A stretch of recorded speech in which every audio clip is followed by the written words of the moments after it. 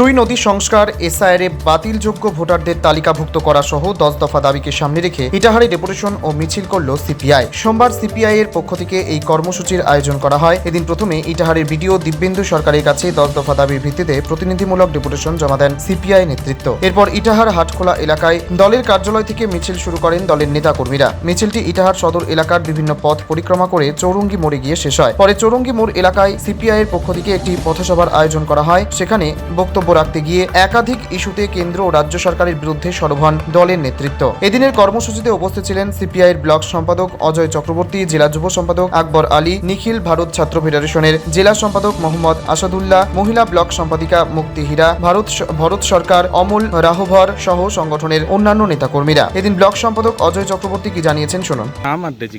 আমার নাম অজয় চক্রবর্তী, আমি সিপিআই এর ইটাহার ব্লকের লোকাল সম্পাদক।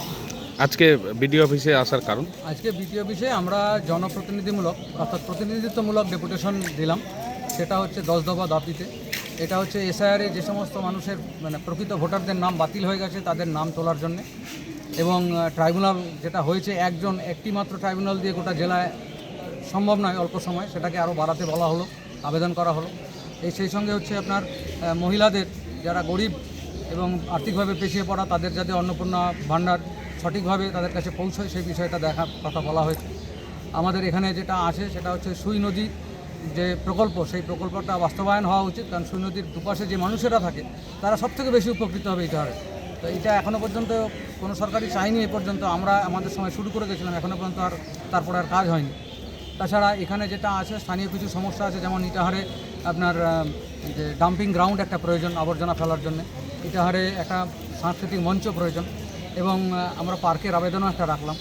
সেই সঙ্গে এখানে যেটা আছে সেটা হচ্ছে যে আমাদের এই 10 দফা দাবির মধ্যে যে সাহাপাড়ার যে জলটা জমে সেই জলটাকে যাতে অতি সত্বর নিষ্কাশন করা যায় দুপাশে, মানে শুধুমাত্র দক্ষিণ পাড়েরটা তা না, উত্তর পাড়ের যেটা আছে যেগুলোতে কিছু কিছু বাড়ির সামনে যে প্রচণ্ড দুর্গন্ধযুক্ত জল বেরিয়ে আসে সেগুলো যাতে নিষ্কাশনের সঠিক ব্যবস্থা হয় সেটার জন্য আমরা দাবি রেখেছি। আর কি কি কর্মসূচি আছে?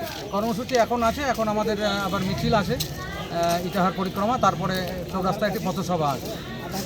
পাশাপাশি সুই নদী সংস্কার থেকে শুরু করে ভোটার তালিকা সংক্রান্ত বিভিন্ন দাবি তুলে ধরে সরকারের নীতির সমালোচনা করেন তারা। উত্তর দিনাজপুর ইটাহার থেকে নিজস্ব প্রতিনিধি রিপোর্ট, টাইমস 14 বাংলা। সারা ইন্ডিয়া এখন রিলায়েন্সের ডিস্কো উদযাপন করছে। ডিআইএসসিও অর্থাৎ ডিজিটাল ইন্ডিয়া সেলের ক্রেজি অফারে খুশিতে ডিস্কো করছে। কেউ ডিসকাউন্টেড ডান্স করছে, আবার কেউ সরাসরি 50% অফে। তাই আপনিও আপনার নিকটতম রিলায়েন্স ডিজিটাল স্টোরে আসুন আর ডিস্কোর মাধ্যমে আপনার পছন্দের ইলেকট্রনিক্স নিয়ে যান। স্বেচ্ছাসেবী সংস্থা খুলতে চান? তাহলে রেজিস্ট্রেশন প্রক্রিয়া শুরু করুন। যে কোনো এনজিও খুলতে চাইলে এনজিও কনসালটেন্সি আপনাকে স্বেচ্ছাসেবী সংস্থার নিবন্ধন করাতে সম্পূর্ণ ডকুমেন্টেশন তৈরিতে পূর্ণাঙ্গভাবে সহায়তা করবে। Section 8 company registration, trust registration, society registration, pan, tan এবং 12A 80G সহায়তা, এনজিও দর্পণ এবং CSR সম্মতি। এখনই কল করুন 8345817300, হোয়াটসঅ্যাপ করুন 9434187666 এই নম্বরে। মুখের উজ্জ্বলতা হারিয়ে গেছে, স্পট পড়ে গেছে, ব্রণ ভর্তি, তাই আর দেরি না করে আজই আসুন রায়গঞ্জের চণ্ডীতলায় হেলথ প্লাস মাল্টি স্পেশালিটি ক্লিনিকে, এবং এখানে পান অভিজ্ঞ ডাক্তার দ্বারা ফ্রি স্কিন টেস্ট।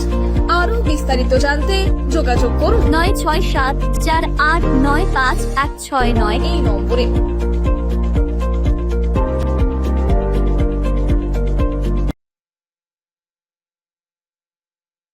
আজ তোমার বিয়ে সাজলো নতুন সাজে।